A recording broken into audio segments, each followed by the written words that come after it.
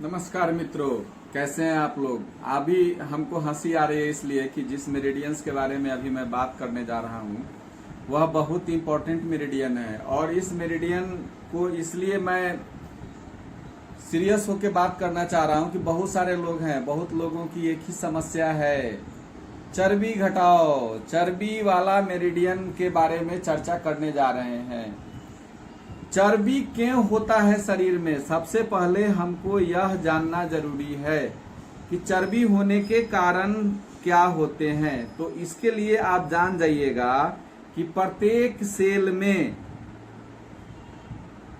अलग अलग मात्रा में कार्बोहाइड्रेट, प्रोटीन और फैट होते हैं। हमारे शरीर के अंदर फैट होते हैं। विषम कोशिका विभाजन तंत्र में संबंधित पाचक रस की कमी होकर स्थानीय गड़बड़ी आने पर अक्सर चर्बी जो है वह आवश्यकता से अधिक बढ़ जाती है हमारे शरीर में। हमारे शरीर के अंतर्गत जो है जब कंसर्निंग एंजाइम्स जो होते हैं, जब वो जो विभाजन तंत्र में जो भी शरीर के कोशिका का विभाजन किया गया है उसके जब एंजाइम्स की जब पाचक रस की कमी हो जाती है तो इससे विभिन्न प्रकार की गड़बड़ी हो जाती है और वहां पर चर्बी इकट्ठा होना शुरू हो जाते हैं। इसमें कुछ चर्बी बहुत खतरनाक होते हैं। इसमें से कुछ जगह, मुख्य जगह चर्बी होने वाले जगह में लीवर, किडनी और मायोकार्डियम होते हैं।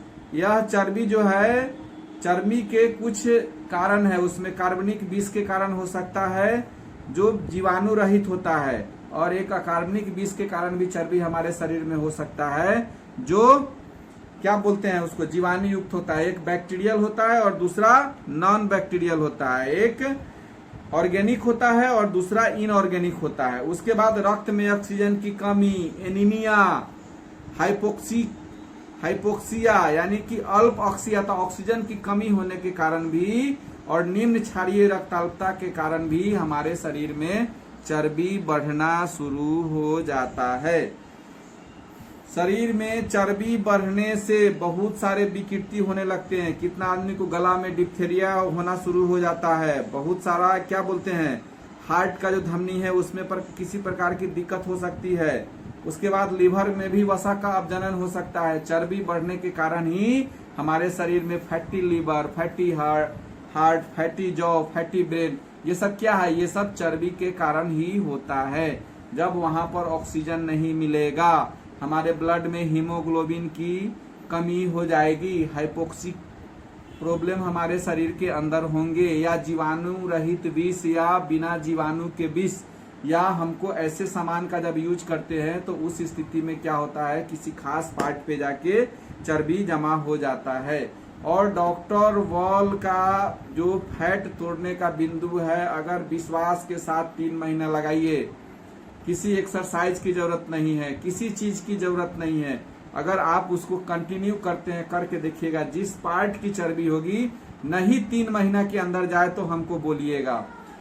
हमने 15 दिन में इसका रिजल्ट देखा है और चर्बी बहुत टूटता है और बहुत सारा फैट हो जाएगा। किडनी में अगर फैट हो गया तो किडनी जो है वह क्या बोलते हैं, फिल्टराइजेशन, उसका फिल्टर करने की क्षमता कम हो जाएगी आपके किडनी की। उस स्थिति में शरीर में क्रिएटिनाइन, यूरिया, ये सब चीज बहुत अधिक मात्रा में होना शुरू हो जाएगा। हो सकता है एंजाइम्स भी बढ़ने शुरू हो जाए लीवर में फैट होने से, क्योंकि जब कोई भी चीज मोटा हो जाएगा तो काम करना कम कर देता है। कम करने की स्थिति में उसमें टॉक्सिन होना शुरू हो जाता है। इसलिए फैट को बहुत बड़ी बीमारी नहीं, इसको महामारी समझ के अगर आप इसके पीछे पड़ते हैं, जैसे कि अभी हम पड़े हुए हैं, तब जाके आप उस फैट से आपको मुक्ति मिलेगी। नहीं तो उससे शरीर पर क्या विकट स्थिति होती है। जब तक हमने अपने शरीर पर ध्यान नहीं दिया था तब तक कोई बात नहीं, लेकिन जब हमने शरीर को झांक के देखा तो बहुत बुरा लगा हमको भी, और हम उसके चक्कर में हम भी पड़ गए हैं आप लोगों के साथ साथ। मित्रों, एक बात को याद रखिएगा कि फैट डीजेनरेशन मेरिडियन है हमारे रिंग टो में मिडिल फिंगर की तरफ है, टिबियल साइड उसको बोलते हैं। 4th टो में टिबियल साइड की तरफ है। इसमें 4 बिंदु होते हैं। फिर हंसी बढ़ रहा है कि 3 बिंदु का वर्गीकरण आप समझ गए होंगे। इसमें मुख्यतः 4 बिंदु होते हैं। और ये बाइलेटरल होता है। जो भी चीज मैंने अभी तक आपको बताया है ये बाइलेटरल होता है, दोनों तरफ हमारे शरीर के अंतर्गत होता है। इस बात को आप हमेशा ध्यान में रखिएगा।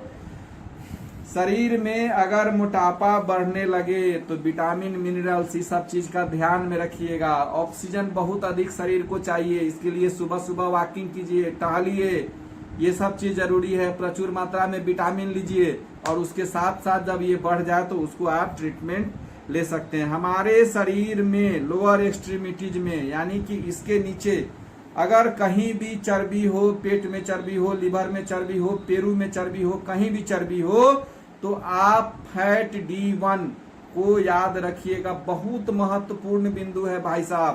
फैट D1 बिंदु का अगर आप प्रयोग करते हैं तो यहाँ की चर्बी चली जाएगी, नहीं जाएगी तब कहिएगा। लेकिन इसको 3 महीना कंटिन्यू लगाइए, प्रेशर देके। कुछ दिन कुछ नहीं बुझाएगा, लेकिन जब ये काम करना शुरू हो जाएगा ना तो ये मैग्नेट चाइनीज एक्यूपंक्चर से भी बहुत अधिक चुभता है। इस बात को ध्यान में रखिएगा। FID1 का प्रयोग पेट, पेरू, पैर, लीवर, फैटी लीवर में भी। उसके बाद नेफ्रोसिस, वसामय गुर्दा रोग, लिपोइड नेफ्रोसिस। यानी कि नेफ्रोसिस क्या है? किडनी की चर्बी का बढ़ जाना। अगर किडनी की चर्बी भी बढ़ जाती है तो भी एक तरह का नेफ्रोसिस है। उस स्थिति में आप अगर FID1 का प्रयोग करते हैं तो बहुत अच्छा रिजल्ट आता है। आप इसको करके देखिएगा। उसके बाद अगली बिंदु है FID1B। यह इसका कंट्रोल मेजरमेंट पॉइंट है। शरीर में किसी भी ऑर्गन में फैट उत्पन्न हो जाए उस स्थिति में आप FID1B का प्रयोग करेंगे तो बहुत जल्दी रिजल्ट आना शुरू होता है। आप इसको करके देखेंगे।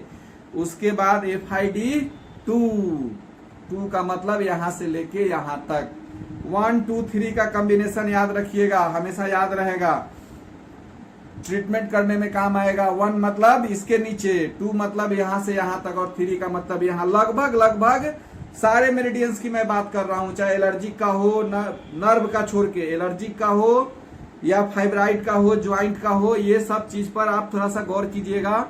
3 बिंदु जो बीच का होता है जिसमें 7 बिंदु है, 1 1 1 2 1 3 या 1 1 1A 1B 1C, इसको देख लीजिएगा। उसके हिसाब से जो वर्गीकरण किया गया है बाद बाकी वही है, आप उसका प्रयोग करके देखिएगा। उसके बाद FID3 जो है हमारे इसके ऊपर ब्रेन के अंदर, सर के ऊपर और सर के ऊपर के जो हमारे जो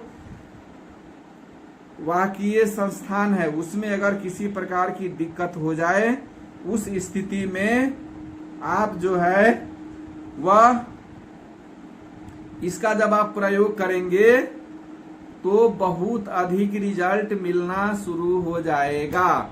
और किसी को फैटी लीवर हो जाए तो कुछ नहीं करना है, FID1B PN4, उसके बाद लीवर 1A, उसके बाद क्या करना है SI1A, इसका प्रयोग करते हैं तो समझिए कि आपके फैटी लीवर की समस्या, फैटी गुर्दा की समस्या, फैटी ये भी जो भी समस्या होगी वह चली जाएगी। इन सभी बिंदुओं के साथ अगर आप FID1 को हटाकर FID2 का प्रयोग करेंगे तो हार्ट की जितनी समस्याएं हैं वह चली जाएगी। उसके बाद अगर फैटी ब्रेन की समस्या हो तो उसके बाद उसके हिसाब से उसमें से बीच में से सब हटा के फैट D3 और ND3A और ND4 का प्रयोग करेंगे तो ब्रेन का फैट चला जाएगा।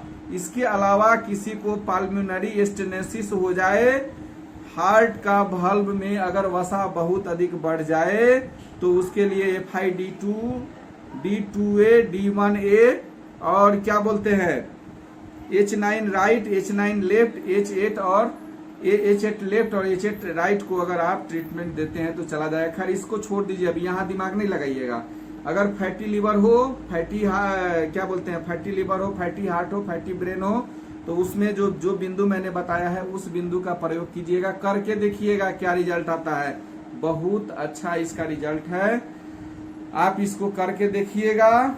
इस तरह से आपका फैट डिजेनरेशन मेरिडियन। और भाई साहब आपके शरीर में अगर फैट हो गया है तो समझिए कि आपके शरीर का जो फैट हुआ है वह आपने अपने शरीर को आराम दिया है। आपके शरीर का पाचक रस सही नहीं रहा है, आपने बाहर के सामान को बहुत अधिक खाया है, किसी खास पार्ट पे जाके जमा हो गया है, इसलिए इस तरह की समस्या हो रही है। अगर इसका आप कंटिन्यू प्रयोग करते हैं तो आपके फैट की समस्या चली जाएगी। आप करके देखिएगा। इन्हीं बातों के साथ क्या बोलते हैं, इसके बाद बढ़ा हुआ मेरिडियन जो है आई ऑर्बिट मेरिडियन के बारे में मैं नहीं जानता हूं पूरी तरह से। आई ऑर्बिट मेरिडियन के बारे में मैं नहीं बताऊंगा, जब कभी विशेष स्थिति आएगा तो बताऊंगा। आपका विधिवत कोर्स समाप्त हो गया। ये आपका फर्स्ट लेवल और ये सेकंड लेवल था। इसके बाद मैं तीसरा लेवल डिजाइन करूंगा। उस तीसरे लेवल में आपको जिस तरह से चाइनीज एक्यूपंक्चर का वैसा ही डॉक्टर वॉल का बिंदु सब है, इसका क्या बोलते हैं आपको, सभी ऑर्गेन्स में सभी ऑर्गेन्स का उसका अलग अलग ये बिंदु है। उसका बिंदु का जब हम प्रयोग करेंगे तो उसमें उसका अलग अलग वर्गीकरण किया गया है। सभी जो डॉक्टर वॉल के जो बिंदु हैं, सब बिंदु का जो है वो क्या बोलते हैं कि जो माप है डॉक्टर वॉल के बिंदु का, उससे क्या बोलते हैं, जैसे चाइनीज में हार्ट में 9 मेरिडियन है तो उसमें अधिक मेरिडियन है, लीवर के मेरिडियन है उससे अधिक उसका मेरिडियन है। सबके काम अलग अलग है और सबके बेहतरीन रिजल्ट है। जब आप उसका प्रयोग आप कंटिन्यू करेंगे तो उसमें आपको बहुत, उसका ट्रीटमेंट में आपको बहुत सुविधा होगी।